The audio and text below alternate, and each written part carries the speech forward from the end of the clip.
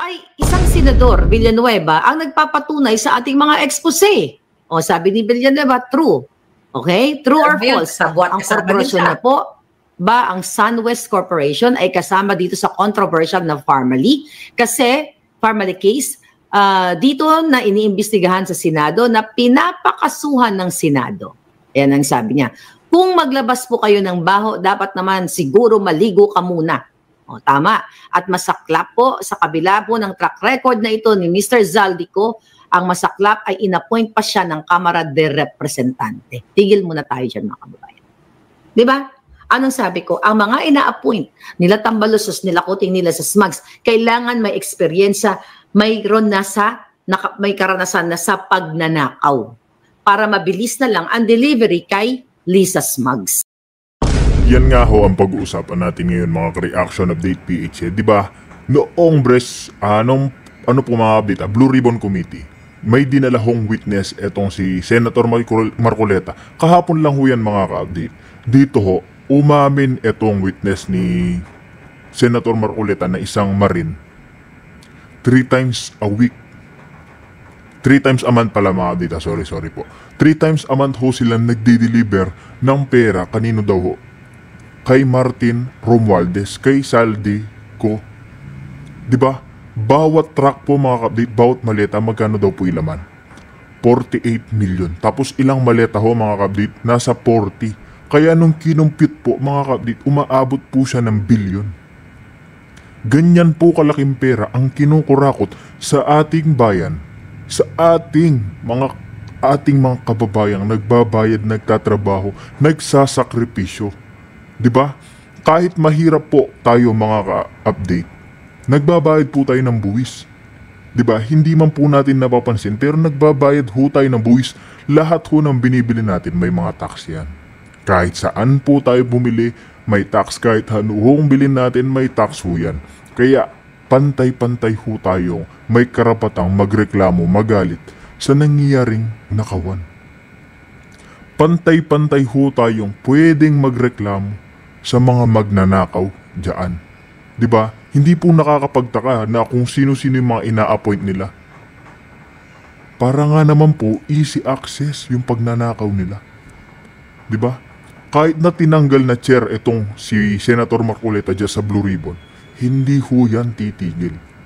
Hindi ho yan titigil si Senator Marcoleta ubusin yung mga magnanakaw. Hindi ho yan titigil hanggat hindi nakukulong, hindi nananagot yung mga may kasalanan sa ating bayan. Ganyan po ang naglilingkod mga ka-update. Diba? Eto, mantagin po ninyo yan ha. Kabago-bago lang ho. Kabago-bago lang ho nitong si mga ka-update ha. Simula kahapon pa lamang mga ka-update. Kahapon pa lamang nagsisimula yung mga imbestigahan dyan. Pero mantagin po ninyo yan. Nagsalita ito si Ping Lacson. Na mga kapdita, nagsalita ho si Ping Lacson. Ito mga kapdita, nagsalita po si Ping Lacson na kailangan i-background check. Kailangan i-background check etong naging witness po. Grabe nga po mga kapdita. Talagang nakakapangdiri ho. Nakakapandiri ho mga kapdita. Nakakapandiri po yung mga ginagawa nila. Gusto nilang kalkalin itong pinasisinungalingan po kasi nila. Pinasisinungalingan po ng itong mga taong ito. Wait lang mga update kakalkalin po natin ito. Kasi mga update, sobra-sobra na ho yung ginagawa nila. Matindi na po mga ka-update. Pati yung naging witness ni Senator Marcoleta, mga ka-update, gustong imbestigahan. Tama po ba yun mga ka-update? Okay naman po na imbestigahan, pero ba't parang dinidiin nila yung pinagtatakpan po nila, di ba? Parang pinagtatakpan po nila yung mga magnanakaw, mga ka-update eh. Gusto ho nilang pagtakpan. Ito mga ka-update, wait lang ho. Kasi, ayan po. Lacson, background check needed on surprise witness Orly Gutesa. Di ba? Ano po ba yung pinapahiwatig na tong si Lacson mga kapatid? Isa lang po yan, madali lang po. Gusto na naman po nila matabunan yung usapin Nakaharap na po eh. Diba? Magsisinungaling pa ho ba yan? Na naging bodyguard, naging utusan sila nitong si Saldico. Nasa Akol, Bicol Party List ho yan. Hindi naman po magsisinungaling yan. Mantakin po ninyo yung sinusugal niya na yung buhay niya. Ganyan po siya, sinusugal na. Di ba, kahapon narinig naman po natin na unang-una gusto niya ng Witness Protection Program. Kaso, napagtantungan niya naman mga kapdi na nandoon si Boeing Remula. O, paano po siya, hindi niya na talaga kakailanganin yan kasi alam niya mga kapdi, babalik na rin ho siya. Babanatan ho siya. Kaya ngayon mga kapdi, nagsasalita na nga ho, itong isang marinal sobrang tapang. Pero ngayon, gusto na naman ilihis ni Lacson ni Soto yung usapin. Gusto na naman po nilang ilihis. Nakapokus na po tayo eh. Diba? Meron na ho nag-witness eh. Meron na po nagsasalita dyan. Tinuturo na kung sino yung mga mastermind. Si Martin Romualdez, si Saldico. Pero ngayon mga kabit, ito nga talagang si Lacson, si Soto, gusto na po nilang ilihis yung usapin para hindi na naman pag-usapan ang kanyang mga amo. Diba? Hindi naman po natin sinasabing tinapalan siya ng bilyon itong si Lacson, pero kaduda-duda na naman po itong ginagawa nila. Inililihis na naman po nila yung focus ng taong bayan.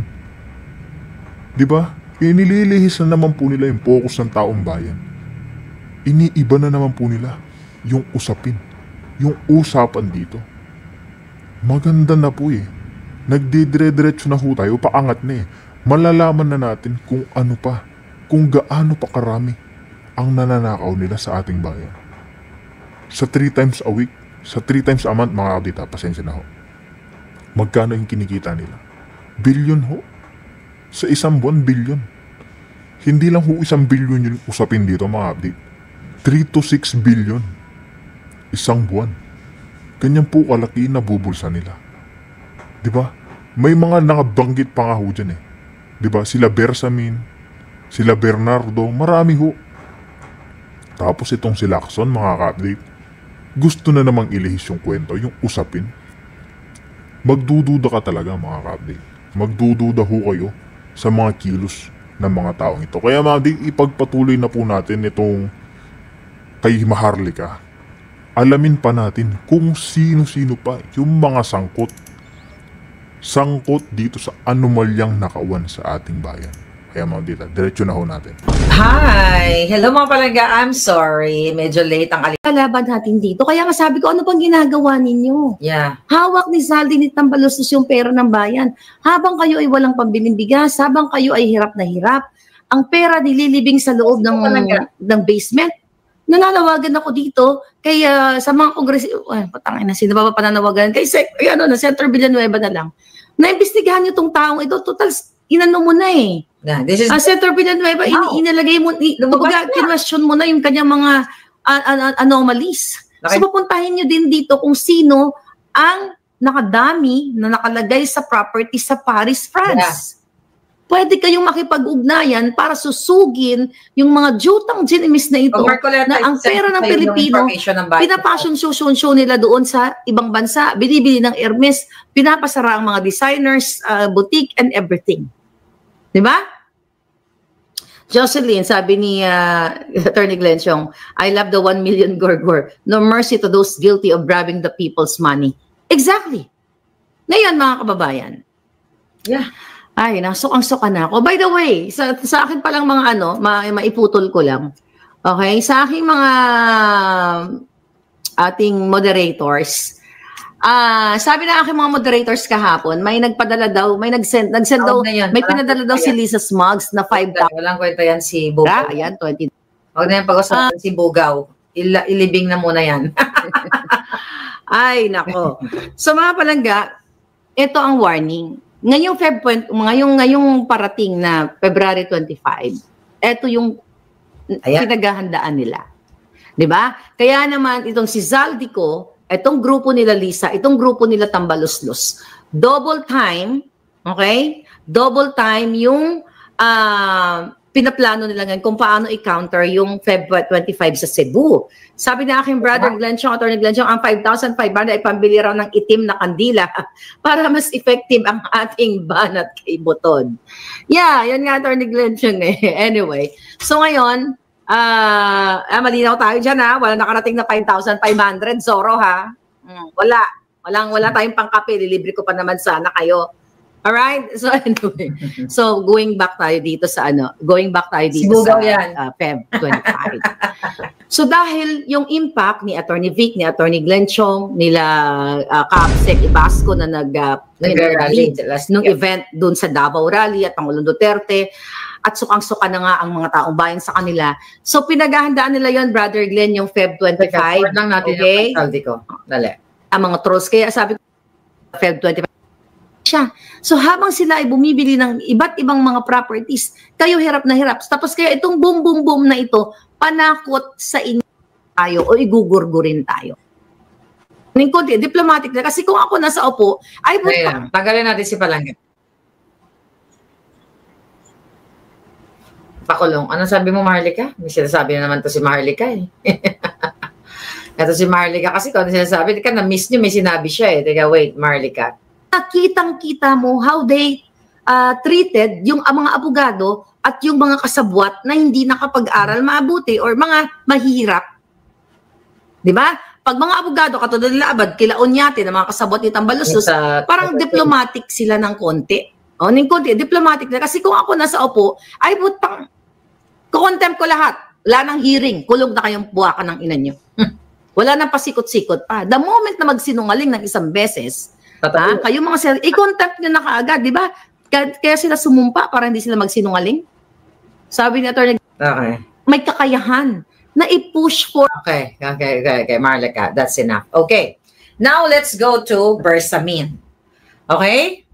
Ngayon, nakita nyo na, ipinresent natin sa inyo yung ating mga expose. Ito na, nangyayari na ngayon. So, ito kay Tamba, ganyan. Okay, let's go to sino man title natin. Marami tayong pag-usapan. Grabe, di ba? Si Bersamin. Ipapakita ko lang to sa inyo. Itong teleponong ito na hindi ko dinadala sa labas. Nandito lahat ng ebidensya ng puting ahas.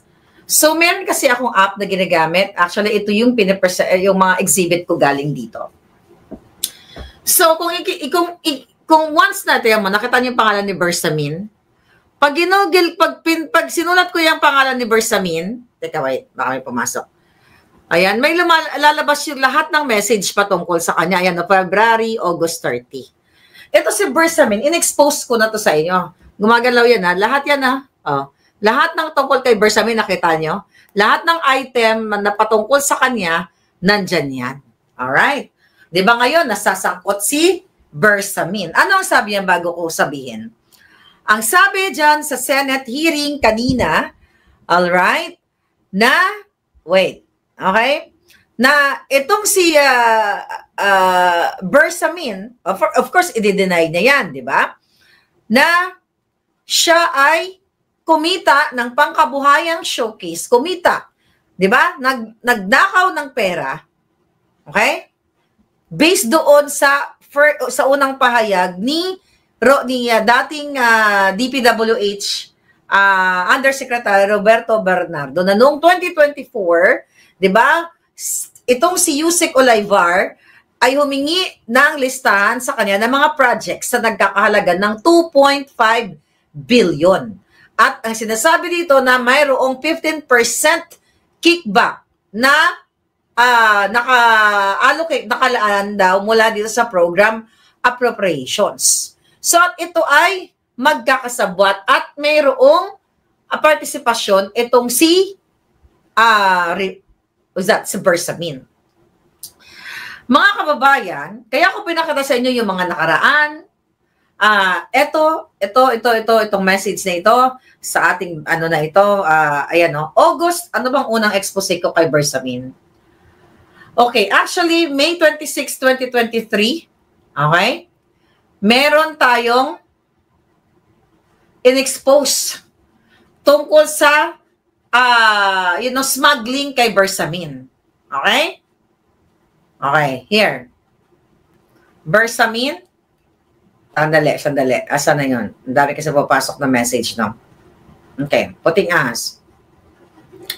Bersamin. Ang daming item dito kay Bersamin. Nakasabwat talaga siya ni Bangag. Kaya hindi na yan bago. Nasa expose ko yan, mga kababayan. O, katulad dito, mga palangga. Alright? Meron pa dyan. Okay? Hindi lang si Bersamin, yung Adrian, yung pamangkin ni Bersamin dyan sa Office of the Executive Secretary. Oh, meron ba dito na mga inexplain, na mga inano ko sa inyo, na inilabas ko sa inyo ang patungkol sa mga what? Okay? Sa mga kinasasabwatan ni Bersamin. Ito, in-expose ko sa inyo, meron pa sa Marina. Grabe ho no mga kadit, mantagin po ninyo 15% itong si Bersamin diyan sa mga kurakot nila. Hindi kaya nangingilabot yung mga yan mga kadit na ganyan kalalaking pera ang nabubulsaho nila. Ganyan po kalaking pera yung mga nakinikita nila pero hindi po sa malinis na paraan kundi sa nakaw mga kadit, di ba? Oh, Marina na kasabwat din dito si Bersamin ng mga anomalya. Ang dami nito eh. Ang dami dito mga kababayan na mga expose ko patungkol kay Bersamin. Okay? Hindi na ito bago. Ang mga nasasangkutan ni Bersamin na kumukuha siya ng kickback. Mga palangga. Ito ang malupit na katotohanan dahil mismo ang presidente, ang first lady, ang executive secretary, ang speaker of the house na kamag-anak, Sandro Marcos, lahat ay mga magnanakaw. Di ba? Mga kawatan lahat. Kaya di ba, galit na galit ako. 2022, 2023, 2024. Anong sabi ko sa inyo? Kailan ba kayo mag-aalsa? Kailan nyo ba ipaglalaban ng inyong inang bayan? Ano? Ito na naman. Narinig nyo na. Yun know, yung mga sinasabi nila sa Senate hearing. Narinig nyo na yung mga testimonya na bulto-bulto ang kanilang hinahakot na pera na inaalay kay Romualdez. Diba? Kasabwat pa sila Binay, sila Escudero, si Estrada, si Revilla, ang AK Party List, si Tulfo, lahat sila mga putang ina. Tapos sila pang naghihiring-hiring dyan mga kababayan. Anong gagawin ng mga military? Anong gagawin ng mga pulis? Ano ang gagawin ninyo, yung mga artistang nagpapabayad kay Lisa Tanas? Here, yung tungkol kay Zaldi muna, mabalikan ko. Kasi ito, hanapin natin to. Oh, ito. Galing sa atin. Sa Italia yan. Although this is like, I think, before. Tingnan mo si Zaldi ko, yan ang asawa niya. Renewal of vows sila sa Italia. Ang mga bisita dyan, mga katwatang politiko lahat. Nakita niyo na ba yung picture na yan? I-post ko nga ito. Naka-ano lang to sa akin eh. Ayan o. Wag muna natin kasi ano to hindi ko pwede ipakita yung nag-post ito, baka i-deactivate niya, hindi ko pa nakuha ang lahat. Pero ito, nakita nyo? Oh, sa Italia sila. Yan si Saldico at yung asawa niya. Yan ang nagkaso sa akin dahil sinabi ko na nagsha-shopping sila ng pera ng bayan at si Saldico ay nagtatago ng pera ng bayan sa Forbes Park at sa Paris. Nakita ninyo pinanggagaso sila sa ibang bansa. Lahat, paulit-ulit na lang ako mga kababayan. Here another issue dito kay Zaldico. Okay, nanap ko na yung mga picture. Kaya sabi ko kanina, doon sa lumang vlog, kanina, na pinresent natin, mga kababayan, from head to toe, na mga gamit ng mga anak ni Zaldico ay grabe. Okay? Alright. Ano sabi dito?